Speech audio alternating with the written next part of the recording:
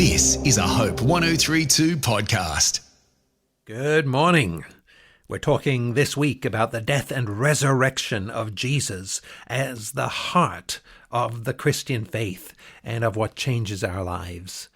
Well, I love this theme. The resurrection of Jesus, the living Jesus Christ, is the one who is changing lives across this world today. He's changed my life. I hope he's changed yours. If he hasn't, and you've never encountered the risen, living Jesus Christ, put your faith in him and experienced God in your life, shaping and changing your life to fit with his agenda in this world. Well, I hope that you experience that before very long, because there is nothing better in life than your relationship with God. That is, after all, why you were made. You were made for God, to know him, experience him, and walk with him throughout your life. Paul's just been talking about how there is no Christian faith if Christ has not been raised. And in 1 Corinthians chapter 15, verse 20, he goes on to say, but, in fact, Christ has been raised from the dead, the first fruits of those who have fallen asleep. That is, falling asleep in Paul's terminology is dying. And he's saying Jesus is the first one who, when he died, he rose from the dead. But that's just it. He's the first fruits, the beginning of the harvest season, the first one to go through that, but it's the guarantee that God is going to raise us all from the dead. Death is not the end for us. For as by a man, by Adam, the first man who sinned and broke our relationship with God, as by a man came death, by a man has also come the resurrection of the dead. For as in Adam all die, so also in Christ shall all be made alive.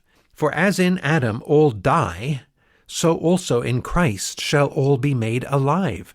Just like everyone who is descended from Adam in physical bodies will die physically, so everyone who has put their faith in Jesus Christ becomes spiritual descendants of Jesus. We will be made alive. Our bodies will die, they'll be buried, our spirits will continue, and when Christ returns and makes everything new, then our spirits will be reunited with a new resurrection body.